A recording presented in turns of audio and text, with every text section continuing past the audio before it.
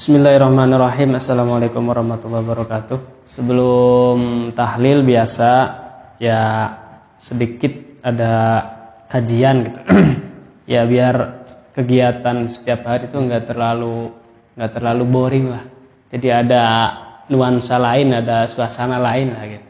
Tiap hari ngelihat mesin jahit, ngelihat obrasan, boring juga. Jadi dipaksa ya mamisnya diasupkan gitu. Sesuatu yang ya mungkin jarang didengar lah. Kan kadang-kadang kami ngaos mah rada hoream gitu. Jadi mah dipaksa ya ngaos gitu. Lamun sengaja ngaos mah kadang-kadang boro-boro.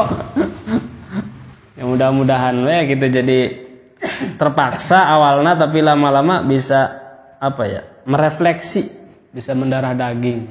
Sebab ya kebiasaan kita seperti melakukan sholat, menolong orang, itu juga kadang-kadang ya awalnya harus dipaksa juga.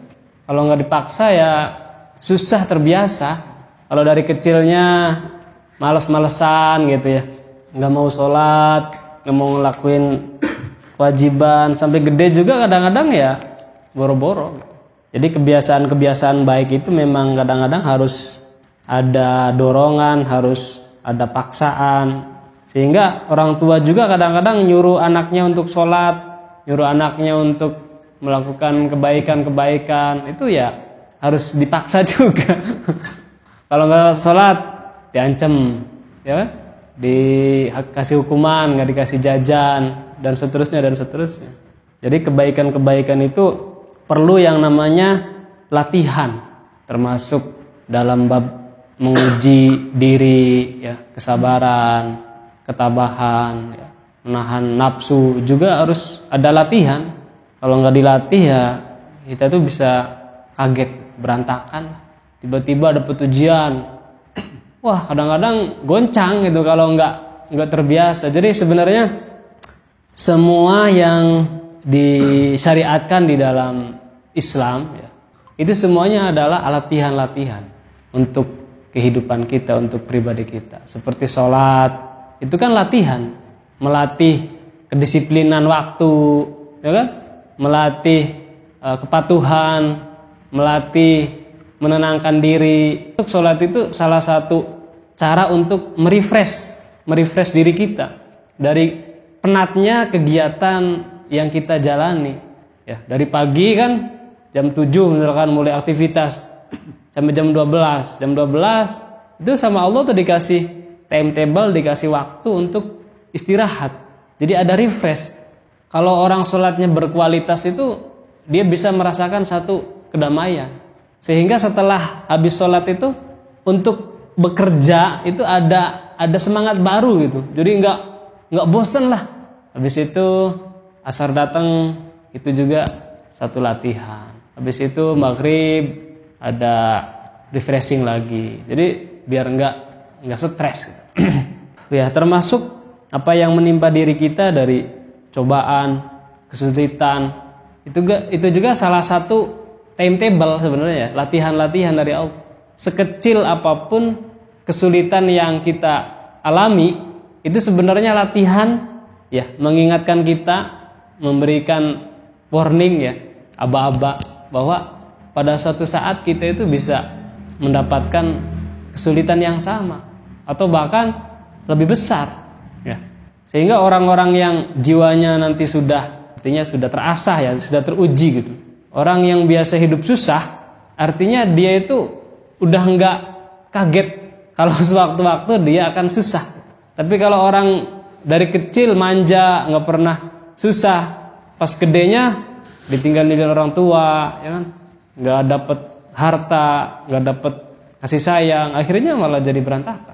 Termasuk orang-orang besar itu dari kecilnya mereka adalah orang yang sudah teruji dari ujiannya, dari cobaannya, dari kesulitannya. Seperti Kanjeng Nabi Muhammad dari mulai masih dalam kandungan, ya itu udah ditinggalin bapaknya. Ya kalau sekarang aja kita lihat misalkan nih, melihat saudara masih dalam kandungan, anaknya, tapi suaminya udah meninggal. Kasihan kan? Aduh, gimana masa depannya? Ya, kemudian baru meranjak mulai remaja ibunya meninggal, akhirnya ngikut sama pamannya. Jadi benar-benar teruji jiwanya, bukan hanya ilmu yang ilmu secara tekstual ya, ilmu yang ditulis dan seterusnya, tapi juga semua itu ujian cobaan itu perlu latihan. Termasuk kayak Nabi Musa, dari semenjak kecil sudah dikentirin ke kali karena takut dibunuh kan ya, karena waktu itu setiap ada anak kecil, anak yang baru lahir yang laki-laki, kata ini ahli nujumnya Raja Fir'aun, jadi setiap perempuan yang melahirkan anak laki-laki itu harus dibunuh karena nanti suatu saat bisa menghancurkan kerajaan Fir'aun. Akhirnya Nabi Musa dihanyutkan ke sungai, dan itu penuh dengan penderitaan. Termasuk juga Nabi Ibrahim ya, yang tidak seiman dengan orang tuanya, itu penuh dengan latihan-latihan ya, bagaimana menghadapi seorang bapak. Bayangin kalau kita misalkan sebagai muslim, kemudian bapaknya ternyata yang menghalang-halangi kita untuk menjadi seorang muslim, bahkan memusuhi kan ya, penuh dengan latihan-latihan. Jadi intinya hidup ini gak selamanya akan berjalan mulus seperti yang kita bayangkan. Sewaktu-waktu kita pasti akan menemui yang namanya kesulitan-kesulitan. Nah, kesulitan inilah yang menjadi teguran dari Allah, menjadi bahan ujian untuk kita, bahwa kita akan melalui beberapa ujian berikutnya. Sampai kapan? Ya sampai akhir hayat kita. Jadi namanya kesulitan, namanya cobaan itu bukan 1-2 kali. Ya sampai kalau masih kita hidup di dunia masih akan dapat kesulitan.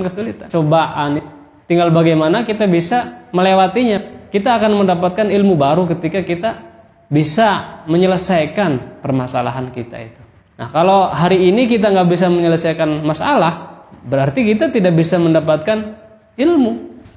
Nah, suatu saat kalau kita dapat kesulitan, maka itu semakin membebani kita. Jadi itu semuanya syariat yang Allah berikan kepada kita adalah salah satu latihan ya, latihan hidup yang harus kita jalani.